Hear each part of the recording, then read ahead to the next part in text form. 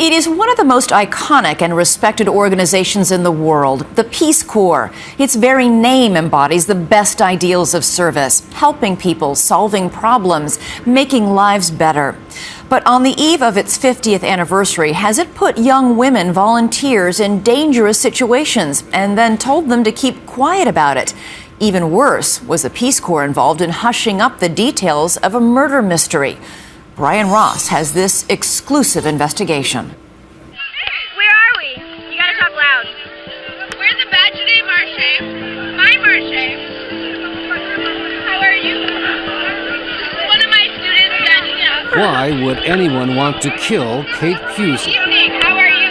Hi! It seemed that vivacious 24-year-old Peace Corps volunteer from Atlanta had nothing but admirers in the village where she had been assigned in the African country of Benin. Tapioca. It's delicious. These pictures were taken by her cousin Emily just a few months before Kate's murder.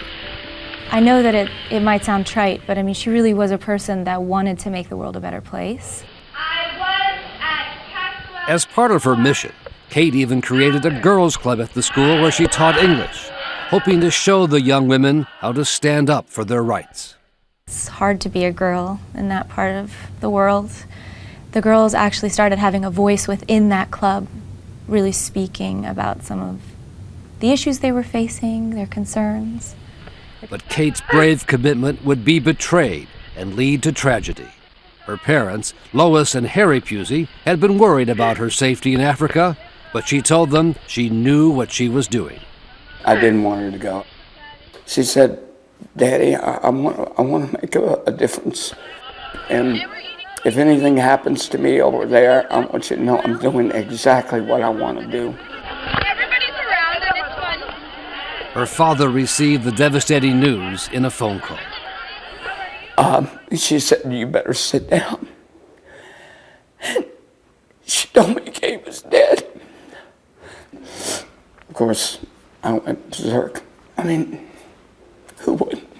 And they told you she was dead, she had been Yes. killed. She'd been killed. Yes. And did they tell you? Nothing else. No details. No details. Kate was the 23rd Peace Corps volunteer to be murdered since the organization was created 50 years ago. We are grieving because Kate is dead, but we are grieving because Kate was murdered. And I'm angry. We're so sad every time. And the family remains angry. Months after they buried their daughter, Kate's parents say they still had not been told any of the details about how or why she was murdered. We miss you, sweetheart. Kate died in March, and by May, no more contact with the Peace Corps. They went to radio silence, essentially, a few months after Kate's death. Mm-hmm. You stopped hearing from them. What were you Yes. thinking then? Well, Were you angry about it? Well, I have a lot of anger. I'm doing my best to suppress it. What the Puzeys now say they came to believe was that Peace Corps headquarters in Washington was hiding something in an apparent effort to protect the organization's reputation from the truth. We wouldn't be sitting here, I think, if they had been more transparent with us, more honest with us. And now the Puzeys are talking publicly for the first time about how they believe the Peace Corps failed Kate. We decided we're going to be Kate's voice. It didn't have to result in her death. It shouldn't have happened.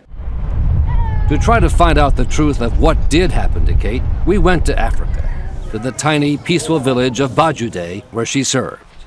We were welcomed here by the town elders. There was a moment of silence in front of a newly painted mural at the school where Kate taught English, memorializing the young American. People here still grieve for Kate. I cried so many tears that her life was finished just like that.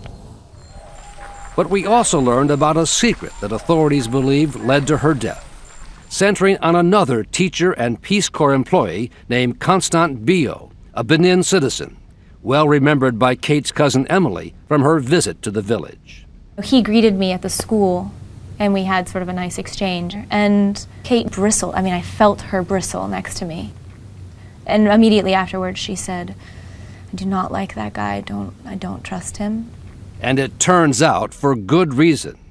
Kate was being told her 7th grade female students were at risk. She had started hearing that he had been sleeping with some of his students. Some of the girls actually had ended up having children by him and weren't going to school anymore. And then she heard that he had raped some girls. Raped.